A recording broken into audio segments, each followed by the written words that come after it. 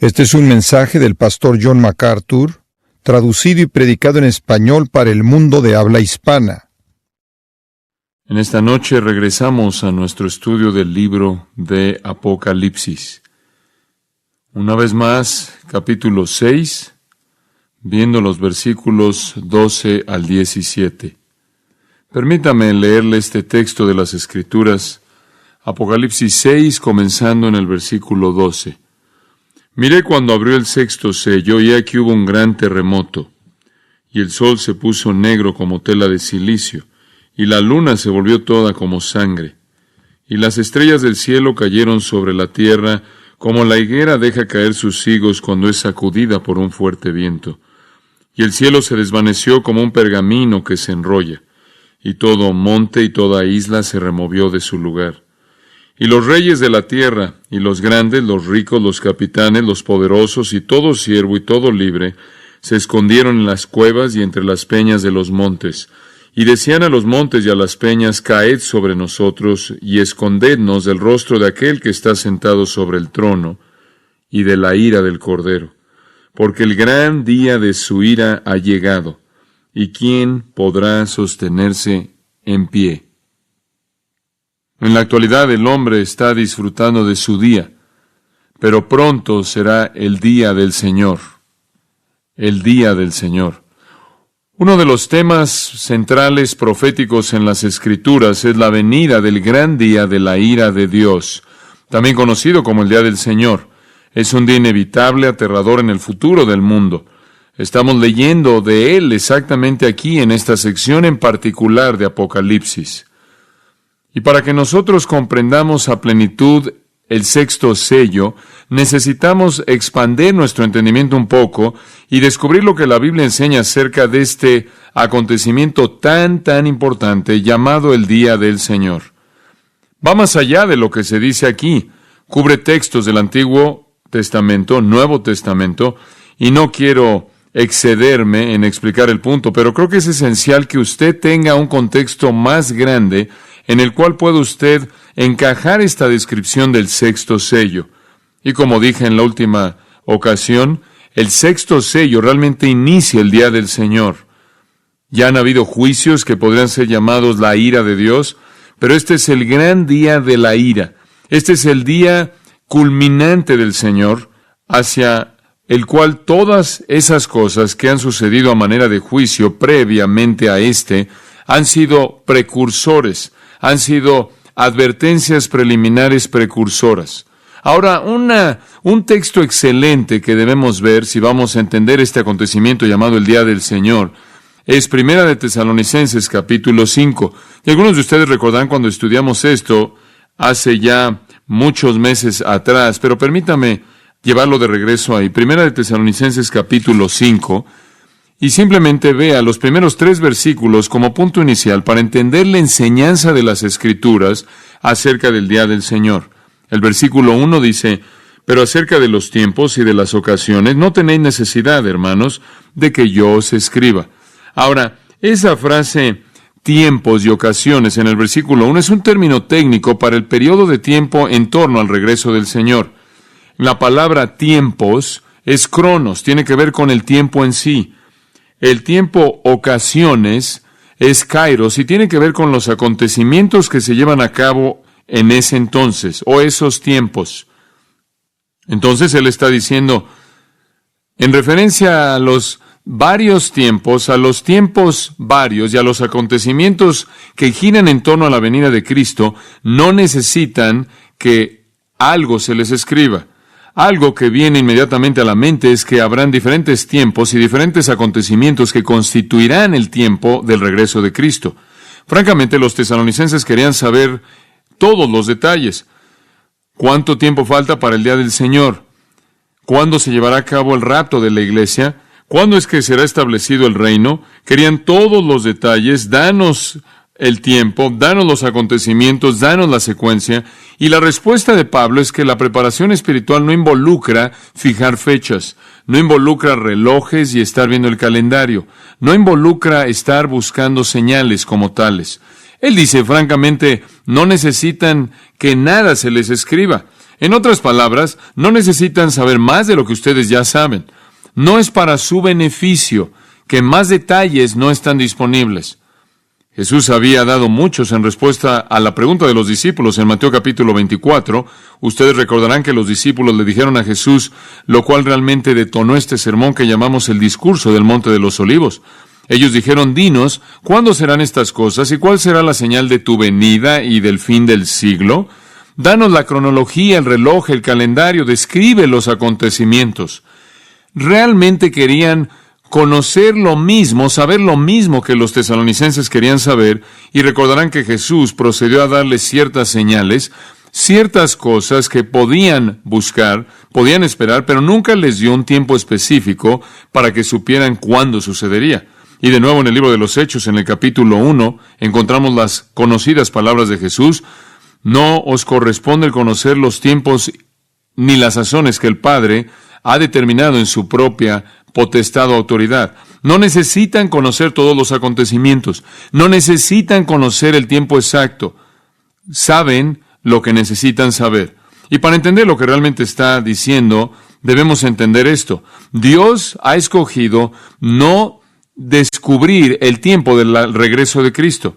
Él no nos ha revelado cuándo es que el día del Señor vendrá, cuándo los acontecimientos asociados con el día del Señor vendrán, cuándo es que los sellos serán abiertos, cuándo es que las trompetas serán tocadas, cuándo es que las copas serán derramadas. No conocemos específicamente qué tiempo, en qué época, en qué año, en qué fecha el rapto de la iglesia se llevará a cabo. No sabemos cuándo es que el tiempo de la tribulación va a venir seguido del establecimiento de el reino glorioso milenario de Cristo. La razón por la que no sabemos es porque el Señor no lo ha revelado. Y oí el otro día, apenas la semana pasada, que otro hombre, un hombre bien conocido en el radio enseñando la Biblia, ahora ya nos dijo que va a suceder en 1994. Y la gente continúa haciendo esto. Simplemente acabamos de pasar un punto importante en la historia en donde literalmente millones de personas se han involucrado en un ministerio coreano que creían que el acontecimiento iba a suceder en cierta fecha en octubre. Claro, fue noviembre, uno de los dos, pero no sucedió. Esta idea de estar fijando fechas continúa. Y nuestro Señor dice, y el apóstol Pablo dice, y se nos repite una vez más, obviamente, a lo largo de toda la literatura profética, no sabemos cuándo. Conocemos algunos acontecimientos generales. Sabemos algo de la secuencia de las cosas. No sabemos cuándo es que esto va a suceder. Por lo tanto, todas las generaciones viven con cierta cantidad de expectativa y cierta cantidad de espera. En el versículo 2, él dice, porque vosotros sabéis perfectamente que el día del Señor vendrá así como ladrón en la noche. Y aquí él nos presenta el término el día del Señor. Vendrá como ladrón. ¿Cómo viene un ladrón? Sin anunciar que viene, de manera inesperada, de pronto y buscando dañar. Usted no lo puede agendar el día y la hora en la cual el ladrón va a venir. No le dé esa información y así es como el Señor va a venir, inesperadamente, repentinamente y dañando. Pero toda generación, por lo tanto, necesita estar alerta. En el sermón que mencionamos antes en Mateo 24, Jesús dijo en el versículo 42, por tanto, estad alertas, velad, porque no sabéis el día en que vuestro Señor vendrá. Eso no es algo que el Señor ha escogido revelar. Versículo 50 del mismo capítulo, el amo de ese esclavo vendrá en un día en el cual no lo espera y en una hora en la cual no conoce. En el capítulo 25, versículo 13, velad, porque no conocéis el día ni la hora. Y Lucas capítulo 12, versículos 35 al 40, básicamente dicen lo mismo. No conocemos el momento específico que detonará los acontecimientos del día del Señor. No conocemos el momento específico cuando el primer sello será abierto. Junto con el resto de los sellos, esas cosas no se nos han revelado. Inclusive en Apocalipsis 16:15 dice, he aquí, vengo como ladrón. De nuevo, repentinamente, inesperadamente, y va a traer daño. No sabemos cuándo es que el rapto sucederá. No sabemos cuándo es que la ira de Dios será desatada al principio de los dolores de los que habló Jesús. Por lo tanto, no conocemos exactamente el tiempo de la gran tribulación y por ello no conocemos en qué época, en qué siglo, en qué milenio es que el sexto siglo será roto y el día del Señor llegará. No sabemos cuándo es que ese periodo de 7 años de ira divina viene, por lo tanto, en un sentido es inminente. Podrá venir en cualquier momento y todas las generaciones viven hasta cierto grado esperándolo. Toda generación es advertida de que la ira de Dios viene y deben estar lista para ella y no conocemos el tiempo exacto. Ahora, permítame profundizar en esto. Inclusive la gente que vivirá durante la tribulación de 7 años, después de que la iglesia sea sacada, la gente será redimida y claro, hay una gran población de gente no redimida, inclusive la gente viviendo durante ese tiempo en el que pueda haber el primer sello y el segundo sello y el tercero y el cuarto y el quinto, no conocerá el tiempo exacto, cuando el sexto sello será abierto. No conocerán el día, no conocerán la hora, no conocerán los detalles específicos del juicio. No se nos da el conocer precisamente cuándo va a suceder eso. De hecho, en el versículo 36 de Mateo 24, Jesús dice que de ese día y hora nadie sabe, solamente el Padre. Ese es un acontecimiento secreto conocido solo por Dios. No conocemos el momento exacto. Entonces, aun cuando la gente esté viviendo en la tribulación y esté viendo que estos acontecimientos se llevan a cabo, no van a saber exactamente cuándo es que el sexto sello va a venir. De hecho, los creyentes pueden estar tratando de adivinar porque podrán ver lo que está pasando y podrán decir, bueno, tiene que ser pronto, tiene que estar cerca. Los incrédulos, por otro lado, van a estar tan engañados que ni siquiera reconocen que viene en absoluto. Ahí es cuando el versículo 3 nos dice que mientras que están diciendo, y significa falsos profetas, paz y seguridad, entonces vendrá sobre ellos destrucción repentina. Y noten la siguiente frase, como los dolores a la mujer encinta, y no escaparán, esto es, repentinamente. El mundo incrédulo va a estar oyendo a los falsos profetas y a los falsos maestros. Jesús habla de ellos en Mateo 24. Él dice, mientras que todos estos juicios están desarrollándose, van a haber falsos maestros y falsos profetas y falsos cristos, y van a engañar de manera eficaz a la gente. Van a estar diciendo paz y seguridad, todo está bien, todo va a mejorar. Me acuerdo que les conté la última vez de que van a estar matando a los cristianos, matando a judíos, diciéndole al mundo que si pudiéramos deshacernos de estas personas, entraremos a la utopía y la paz será nuestra. Son muy parecidos a los falsos maestros de la profecía de Jeremías, quienes seguían diciendo paz, paz, cuando no había paz. Los mismos de Ezequiel 13, habla Ezequiel que está hablando que dicen paz, paz y no hay paz. Los mismos de Miqueas, capítulo 3, versículo 5, paz, paz y no hay paz. Los mismos de 2 de Pedro 3, 3, los burladores que dicen, ¿dónde está su venida? ¿Dónde está su venida? Todo sigue igual como siempre ha sido y de manera eficaz van a engañar al mundo entero. Entonces el mundo entero, aunque han visto los 5 sellos abiertos y alguien les puede mostrar una Biblia y describírselos, van a estar tan engañados por Satanás y el anticristo y los falsos maestros que están de acuerdo con ellos, que no esperarán el día del Señor. E inclusive los creyentes que saben que viene no van a conocer el momento exacto de su llegada. Él dice en el versículo 3, cuando están diciendo paz y seguridad, entonces oletros, desastre, ruina sin esperanza y la pérdida de todo les llegará. No significa necesariamente la destrucción de su ser, sino la destrucción de su bienestar. No es el fin de su existencia, no es aniquilación, es la ruina del propósito de su existencia. Y él dice que vendrá repentinamente, va a venir inesperadamente, va a venir repentinamente.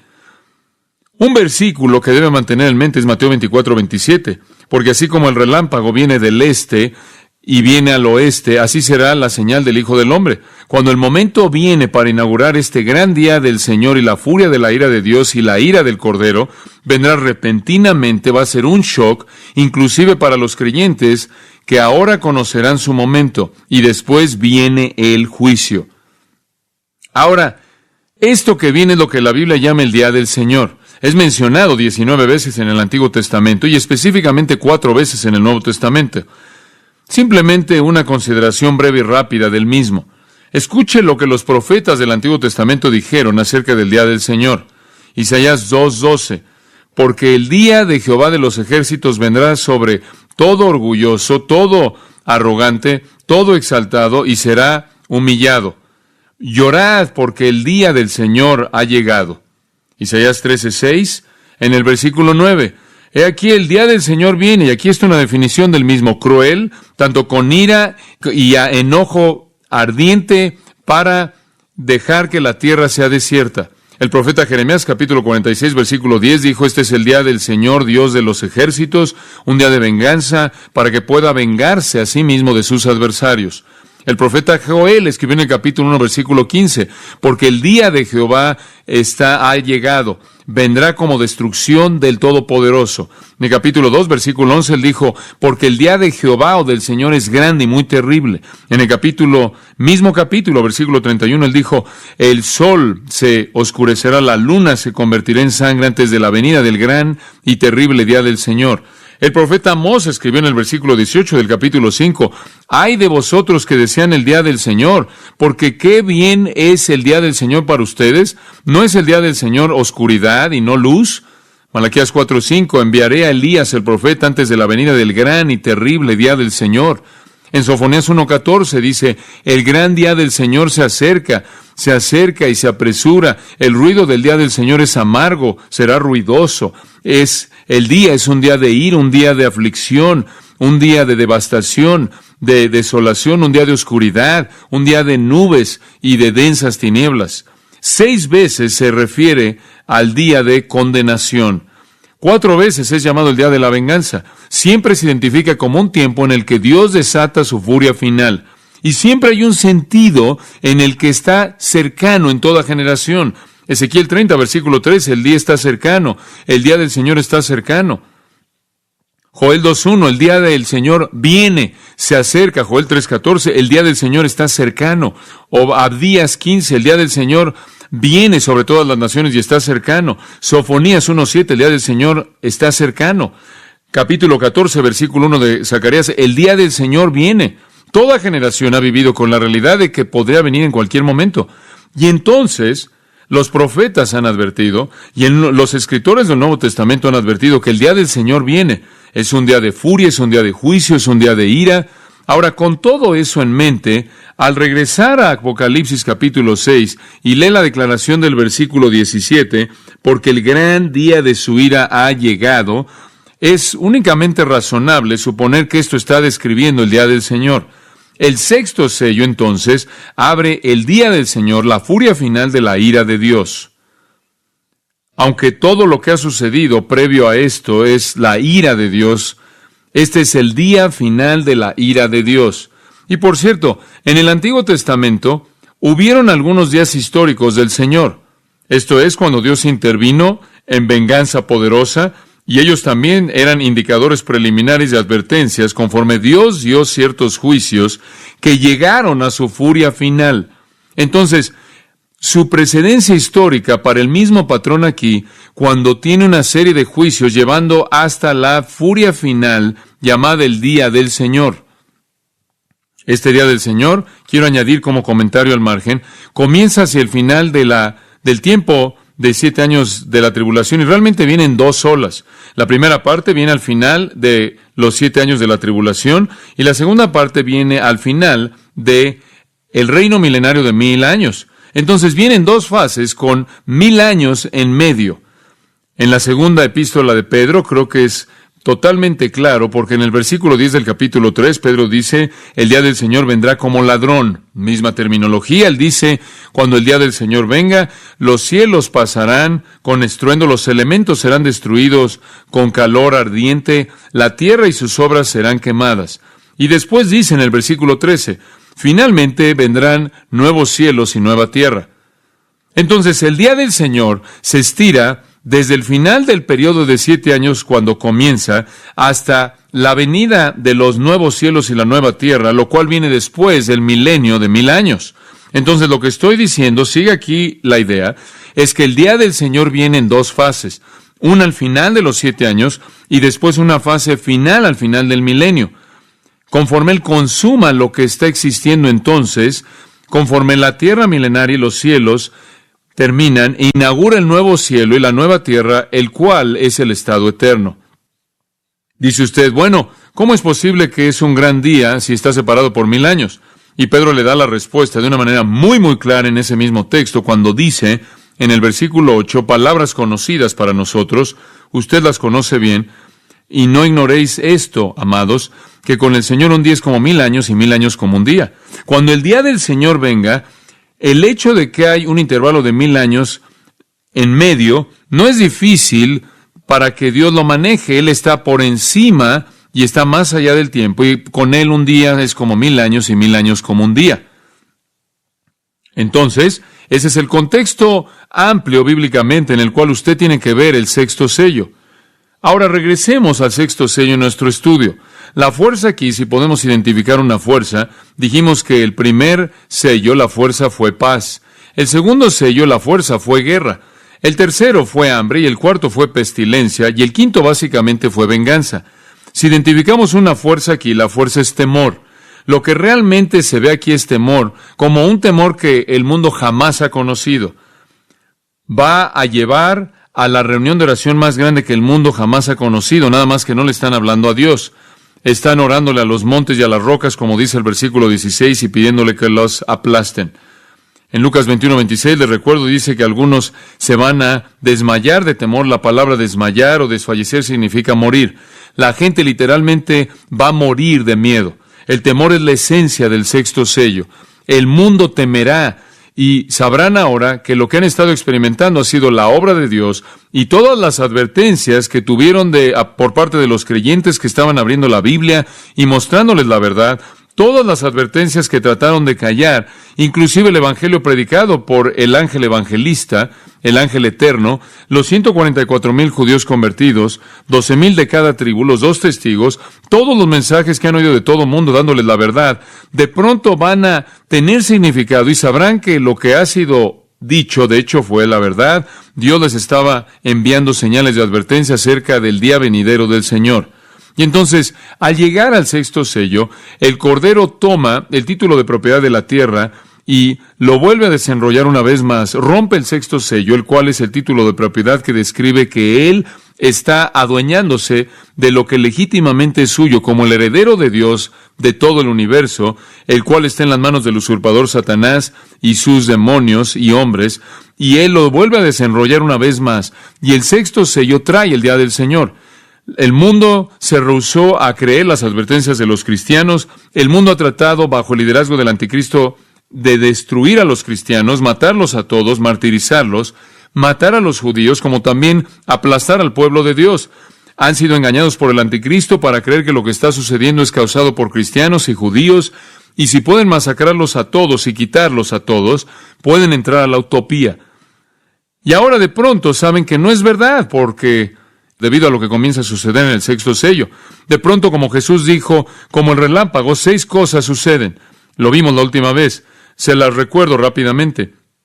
Seismos, ¿ven la palabra terremoto? De hecho, la palabra seismos significa sacudir. El universo entero comienza a sacudirse.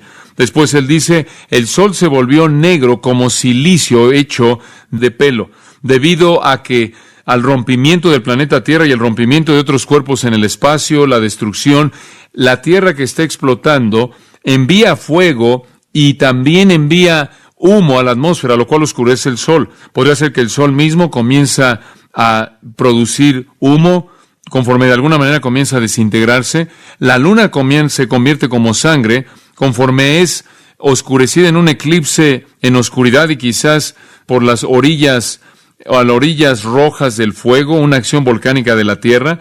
Y después dice cosas fascinantes en el versículo 13, las estrellas del cielo.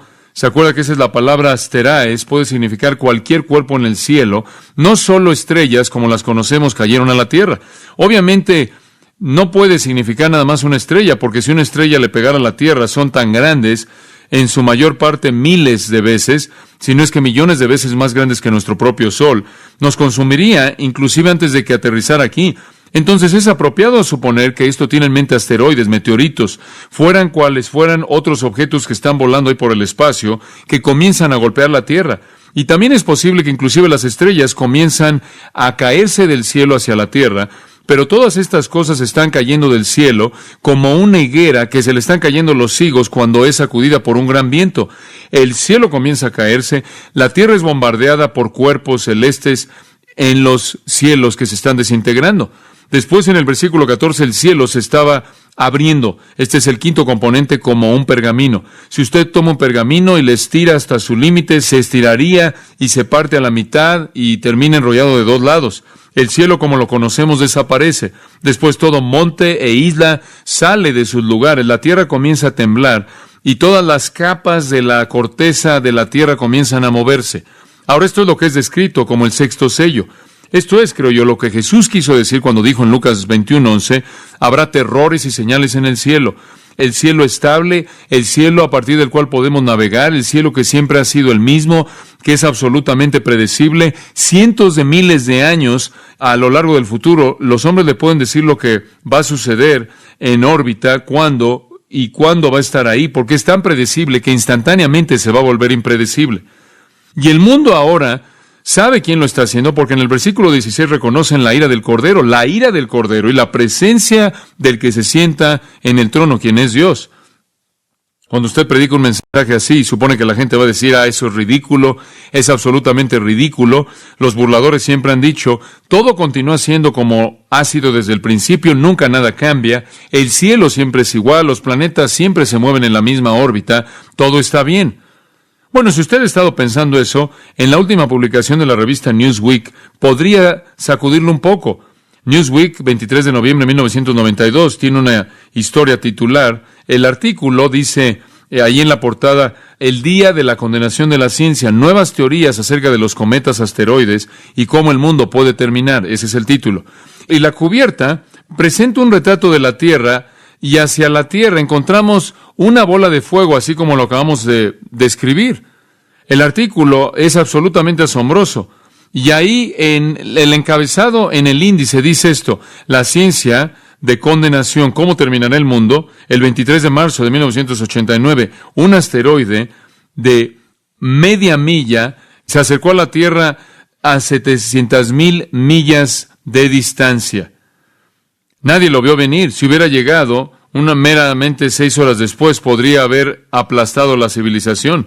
Los astrónomos se están esforzando por comenzar un censo de qué amenazas se encuentran en el sistema solar conforme el ritmo del descubrimiento se va acelerando, y así también el ritmo del corazón de la Tierra, de cualquier persona en la Tierra. La Tierra corre su curso en torno al Sol en una masa de asteroides, dice el astrónomo Donald Yeomans, del Laboratorio de Propulsión de Jets en Pasadena de la NASA. Tarde o temprano nuestro planeta será golpeado por uno de ellos. Fin de la cita. Y si usted va al artículo, encontrará una copia bajo el retrato que dan. La copia dice esto, y cito: una colisión mortal podría absorber la atmósfera, podría quemar la Tierra y convertir al planeta en polvo. Y después el artículo dice esto, y cito: viene gritando del cielo como un grito del infierno, más grande que un monte y lleno de más energía que el arsenal entero nuclear del mundo. Pega a la atmósfera 100 veces más rápido de la velocidad de una bala. Y menos de un segundo más tarde golpea el suelo con una fuerza explosiva de 100 millones de megatones de dinamita. Las olas de shock del aterrizaje, viajando a 20,000 millas por hora, nivela todo en un radio de 150 millas. Simultáneamente, una masa de piedra vaporizada se levanta de donde cayó el impacto, abriendo un hoyo en la atmósfera y haciendo que salga todos los restos calientes. La roca vaporizada se enfría, condensándola de nuevo en cientos de millones de pequeñas piedras. Conforme vienen de regreso al suelo, a lo largo de la siguiente hora se calientan, y pronto después el aire mismo se vuelve rosa ardiente. Vapor sale de las hojas verdes, los edificios, inclusive los árboles, se incendian, nitrógeno y oxígeno en la atmósfera combinadas en ácido nítrico. Cualquier vida sobreviviente que sale de una cueva es golpeada, azotada por esta lluvia, como es tan cáustico como el ácido cáustico en una batería de automóvil. Eso es lo que el astrónomo Henry Melos de la Universidad de Arizona calcula que sucedería si algo de 6 millas de tamaño cayera del espacio y le pegara a la Tierra. 6 millas también resulta ser el tamaño probable del cometa Swift-Tuttle.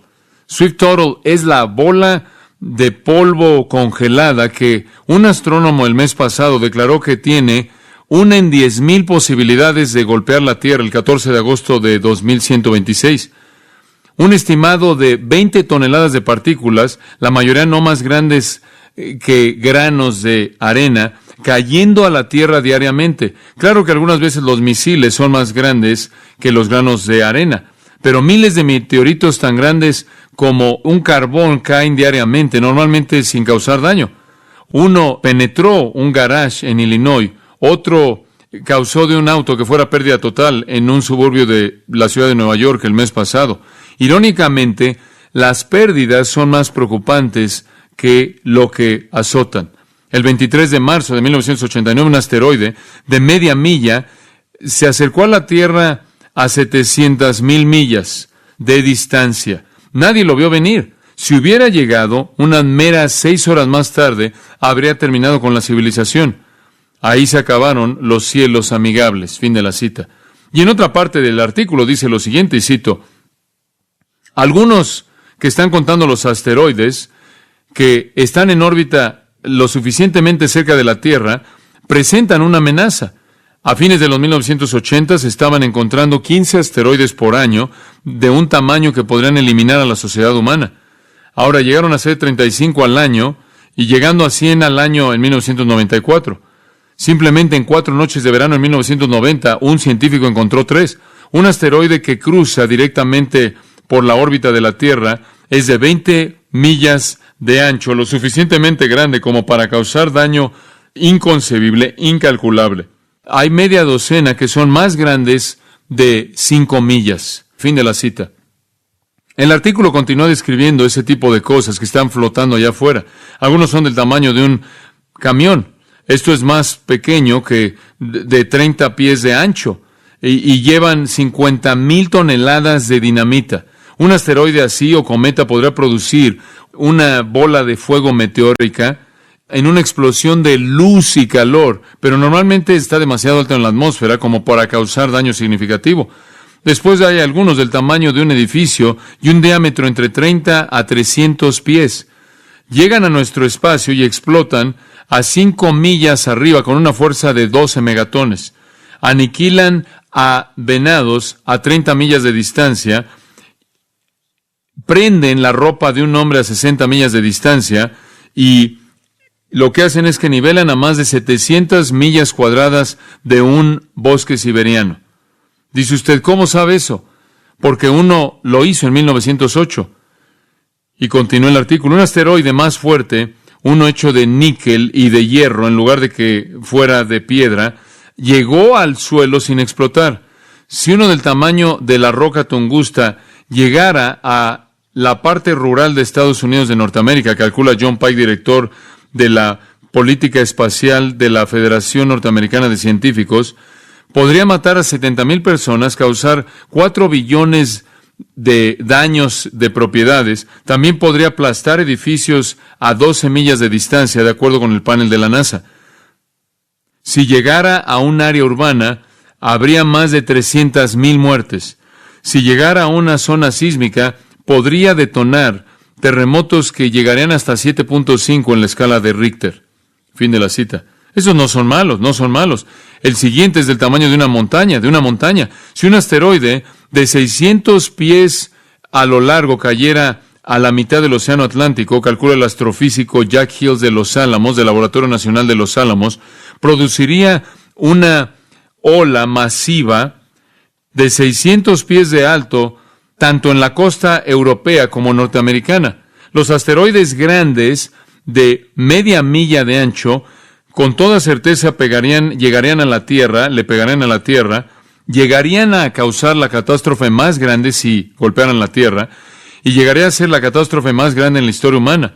Gracias a la nube de polvo que produce este tipo de una explosión de 1,000,000 de megatones, no habrían cultivos ya por un año. En contraste, un cometa de este tamaño, debido a que el hielo y los gases congelados se fragmentan fácilmente, probablemente se dividiría en la atmósfera y explotaría como cuando llegó el de Tunguska.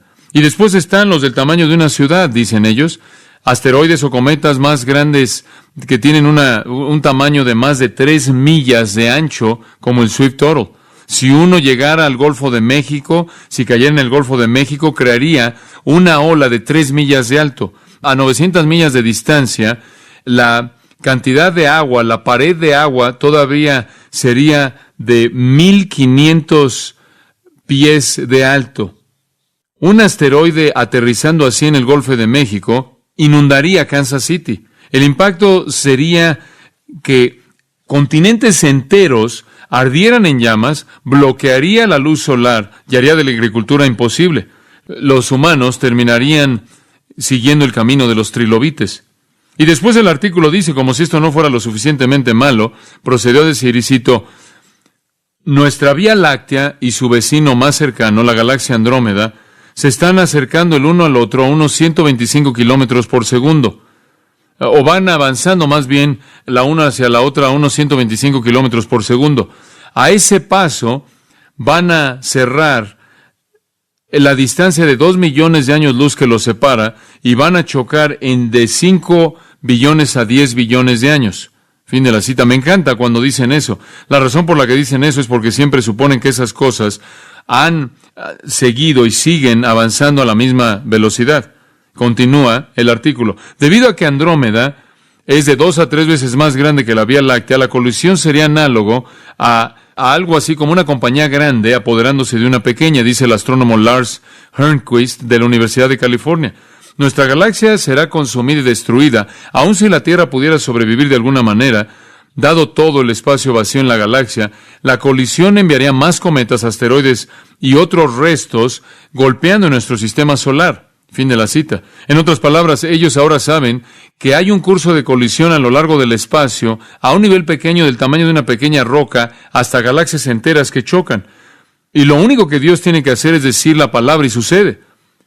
Para ese entonces, dice él, y cito, la Tierra podría estar bien cocinada de cualquier manera por nuestra propia estrella que esté evolucionando, el Sol, porque está gradualmente creciendo y volviéndose más luminosa. Cuando el Sol es 2 veces de su diámetro actual, los océanos de la Tierra van a hervir. Cuando el Sol es 15 veces más brillante, las temperaturas de la superficie alcanzarán los 600 grados Kelvin y su corteza se derretirá. Y después el artículo dice esto. Todo esto tomará billones de años porque el universo ya tiene billones de años de edad. Fin de la cita. La verdad es que el universo es joven. Lo que creen que tomó mucho tiempo para arreglarse a sí mismo, Dios lo arregló instantáneamente, así como Él también lo va a desorganizar, lo va a deshacer instantáneamente. Después el artículo busca algo de esperanza contra este holocausto inevitable y cierra con este párrafo, y cito, durante el tiempo de una vida humana, difícilmente hay 1 a 10,000 posibilidades de que la Tierra será golpeada por algo lo suficientemente grande como para terminar con nuestros cultivos a nivel mundial y posiblemente forzar a que los supervivientes regresen a la época de el cazador de la época de piedra. Esas son las posibilidades de morir de anestesia durante una cirugía, morir en un choque de auto en un periodo de 6 meses, o morir de cáncer por estar respirando los gases del automóvil en la autopista de Los Ángeles.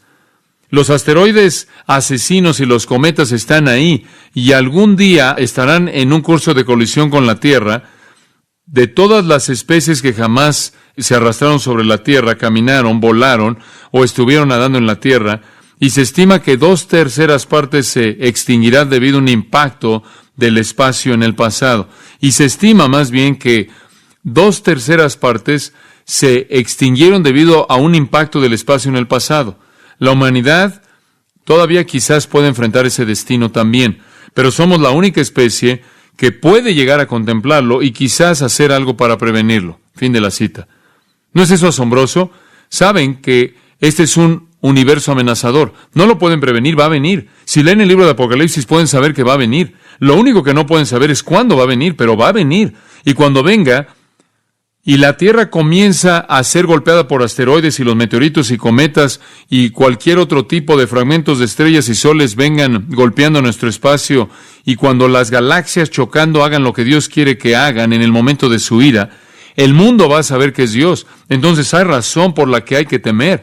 Ese es nuestro primer punto. Bastantes razones para temer. Y ahora los científicos, desde una perspectiva no bíblica, están comenzando a despertar ante esta realidad. Veamos un segundo punto brevemente, el rango del temor. El rango del temor, eso está en el versículo 15. ¿Qué tan amplio es esto?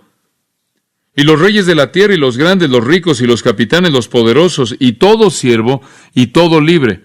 Ahora, en esas 5 categorías tienen a la élite del mundo. Esto es, los reyes de la tierra, los grandes, los ricos, los capitanes y los poderosos. Ahí está la élite del mundo. Los reyes y los grandes hombres, los capitanes, los ricos, los fuertes, describen a la clase alta, la élite. Toda persona en el mundo va a estar involucrada en este temor. Y él comienza con la élite, lo van a ver, no lo pueden evitar.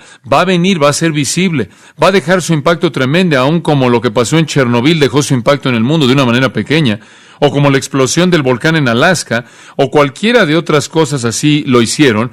Esto va a ser más allá de lo que jamás el hombre imaginó. Y el mundo entero de la élite no va a tener manera alguna de enfrentarlo. Las últimas 2 clases, todo esclavo y todo libre, simplemente divide a la gente común en 2 categorías, que la gente común en los tiempos de la antigüedad eran divididos, o esclavos o libres. Fuera usted de la élite o del hombre común, usted lo va a saber, va a venir. Nadie va a quedar afuera. Todo el mundo lo va a ver, todo el mundo lo va a sentir, todo el mundo va a experimentarlo.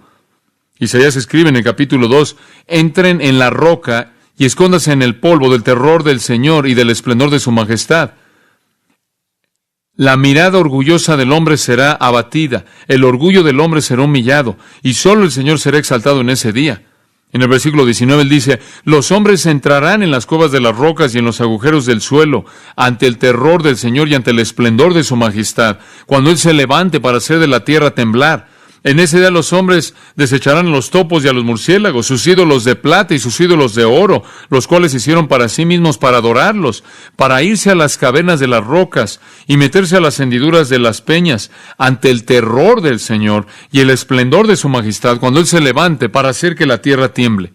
Pero para los redimidos, Jesús dijo en Lucas 21:28, cuando estas cosas comiencen a suceder, levántense, levanten sus cabezas, porque su redención se acerca. Cuando los redimidos vean esto, ellos sabrán que el reino viene. El rey viene, el reino sigue. Pero el resto de los redimidos del mundo, todos ellos, todo mundo va a estar en temor. Y algunos van a tener tanto miedo que morirán. Aquellos que no morirán del temor se presentan en el versículo 16 y 17 en la reacción. Vimos la razón de su temor, el rango del temor y ahora finalmente la reacción. Dice que ellos se escondieron en las cuevas y entre las peñas de los montes. Tal como Isaías lo dijo. Nos gustaría que se hubieran arrepentido, ¿no es cierto? Nos gustaría haber leído que vieron sus pecados y clamaron a Dios por misericordia. Ciertamente habían sido advertidos una y otra vez. Habían oído el Evangelio, habían tratado de aplastar a sus predicadores. Nos encantaría que hubieran clamado por misericordia. Pero si usted lee su reacción en el capítulo 9, versículo 21, no se arrepintieron de sus homicidios, o de sus hechizarías, o de su inmoralidad, de sus robos, no se arrepintieron, aunque los juicios de las trompetas estaban sobre ellos.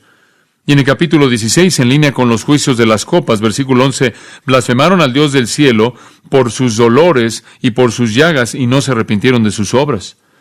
Deberían haber clamado por misericordia, pero como los demonios de los cuales Santiago escribió, creyeron y temblaron, pero no se arrepintieron. ¿Por qué no se arrepienten? Porque han seguido el camino de Satanás y están engañados. Creyeron la mentira, se identificaron con el anticristo, y Dios los ha dejado en ese engaño, los ha entregado a la ira. Versículo 11 de 2 de Tesalonicenses 2. Dios les enviará una influencia engañosa para que crean lo que es falso, para que sean juzgados los que no creyeron la verdad, sino que se complacieron en la impiedad. Así como Faraón, que endureció su corazón, y Dios endureció su corazón finalmente, los que endurecen sus corazones, entonces verán que sus corazones serán endurecidos por Dios. Y en ese momento no pueden creer. Y en su terror dice que se escondieron en las cuevas y entre las peñas de los montes. Ese es un lugar bastante torpe al cual vas a ir, porque eso se está deshaciendo, pero realmente no importa, ¿o sí? ¿Qué van a hacer? No pueden escapar. No pueden irse a ningún lugar. No es posible porque Dios está deshaciendo todo. Además, usted no puede ir a ningún lugar en donde el Señor no lo pueda encontrar. Lea el Salmo 139, versículos 7 al 13. Y ciertamente no es muy inteligente, porque ese es exactamente el lugar en el que usted va a ser aplastado, porque los montes y las rocas y las cuevas se están colapsando bajo el juicio de Dios, y creo que esa es su intención. ¡Destrúyenos! En primer lugar, escóndenos y aplástenos, y no nos dejen vivir para enfrentar a Dios. Ellos prefieran estar muertos que enfrentar a Dios, sin saber lo que la muerte significará, y es que enfrentarán a Dios. Versículo 16. Decían a los montes y a las peñas, caed sobre nosotros, y escondednos del rostro de aquel que está sentado sobre el trono y de la ira del Cordero. Le están orando a la madre naturaleza. Oseas 18 dice, dirán a los montes, cúbranos, y a los montes caigan sobre nosotros. Es un deseo mortal. No es racional, pero prefieren morir que enfrentaran a Dios. Saben que Él está enojado, y el Cordero está enojado, y saben que ha venido, versículo 17, el gran día de su ira. ¿Y quién podrá sostenerse en pie? Esa es la pregunta. ¿Cuál es la respuesta? Nadie. Primera de Tesalonicenses 5:3 dice, vendrá destrucción y no escaparán. El profeta Nahum escribió en el versículo 6 del capítulo 1, ¿quién podrá sostenerse ante su indignación? ¿Quién soportará el ardor de su ira? Su ira es derramada como fuego y las rocas son rotas por él. Nadie sobrevivirá. Nadie sobrevivirá. Entonces el temor es una escena aterradora. Observe Hebreos 10 por un momento breve. Hebreos 10:26 dice, porque si pecáremos voluntariamente después de haber recibido el conocimiento de la verdad, ya no queda más sacrificio por los pecados. Si usted conoce el Evangelio, si la gente oye el Evangelio hoy o inclusive en ese entonces y continúan pecando voluntariamente después de haber conocido la verdad, ya no hay sacrificio por los pecados.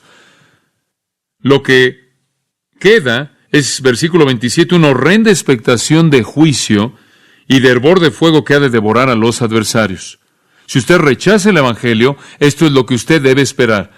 Si usted estuviera vivo en el día del Señor, usted se perdiera del día del Señor en la tierra, todavía experimentaría una condenación eterna, y será severa. Como dice el versículo 31, horrenda cosa es caer en manos del Dios vivo. ¿Creen que si las montañas los aplastan y las rocas los aplastan, no tendrán que enfrentar a Dios? Hombre, están mal. Dice usted, John, ¿estás diciendo que nadie se va a arrepentir? No. Durante este periodo de tiempo habrá un número incontable de gentiles convertidos, como el capítulo 7, versículo 9 dice, tantos que ni siquiera pueden ser contados. Ningún hombre jamás podría contarlos, de toda nación, tribu, lengua y pueblo. También los judíos serán convertidos. Romanos 9 dice que todo Israel será salvo. Zacarías dice que los judíos mirarán y verán al que traspasaron y morarán por él como se llora por un hijo unigénito, y una fuente de bendición y salvación será abierta a Israel. Habrá salvación durante este periodo de tiempo entre los gentiles y entre los judíos, conforme los judíos finalmente ven a su Mesías. Creen en él y reciben el reino, pero el mundo en su mayoría será aplastado. Su propio deseo se volverá realidad, pero no escaparán, porque enfrentarán a su Hacedor después de la muerte para ser enviados para siempre al infierno eterno. ¿Cuál es la importancia de todo esto para nosotros? Debe ser obvio. Si usted es un incrédulo, tiene que ser advertido. De acuerdo con Romanos 2:5, usted está atesorando ira para el día de la ira. Usted está acumulando una deuda, la cual Dios le va a pagar a usted con su ira en el día de la ira. Necesita ser advertido. Si usted conoce la verdad del Evangelio Salvador y continúa pecando voluntariamente y lo rechaza, lo único que usted puede esperar es una expectativa terrible de juicio. Si usted es cristiano, en primer lugar, puede estar agradecido porque va a escapar. Amén. Y vamos a ser arrebatados para reunirnos con el Señor en el aire, y vamos a estar con Él, y vamos a regresar con Él en gloria para reinar. En segundo lugar, como creyente, no solo debo estar agradecido, sino debo ser fiel en evangelizar, ¿verdad? Cuando entiendo lo que viene, tengo que advertirle a los hombres. Por un lado, estoy agradecido porque voy a ser rescatado de la ira, porque no estoy destinado para la ira venidera. Pero por otro lado, hay un mundo de gente que necesita el mensaje salvador de Jesucristo, y yo se los debo traer para que puedan ser librados de eso. Padre, oro porque cada uno de nosotros aquí que ha oído esta palabra tenga una respuesta correcta. Para aquellos que no conocen a Cristo, que el temor inunde sus corazones ahora para que no experimenten esto en el futuro. que vengan a Cristo, quien en este día está ofreciendo perdón pleno en su gracia y perdón por nuestros pecados, si reconocemos su muerte y resurrección, si nos acercamos a Él como Salvador y Señor. Para aquellos de nosotros que somos cristianos, que estemos agradecidos por el regalo de gracia que nos ha sacado de aquellos que son hijos de ira y nos ha hecho hijos de Dios, lo cual nos ha dado la promesa de que hay un lugar en la casa del Padre, del cual Jesús habló cuando dijo: voy a preparar lugar para vosotros, y si voy a preparar lugar para ustedes, regresaré para recibirlos a mí mismo, para que donde yo estoy, vosotros también estéis. Que no nos dirigimos a la ira. Gracias porque no estamos destinados para la ira, que no somos hijos de ira, que no somos de las tinieblas, no somos de la noche, somos hijos del día. Y escaparemos eso. Gracias por eso. Al mismo tiempo somos responsables de predicar la verdad salvadora que puede librar a otros, así como nosotros hemos sido librados. Haznos fieles para hacer eso también. En el nombre de Cristo. Amén.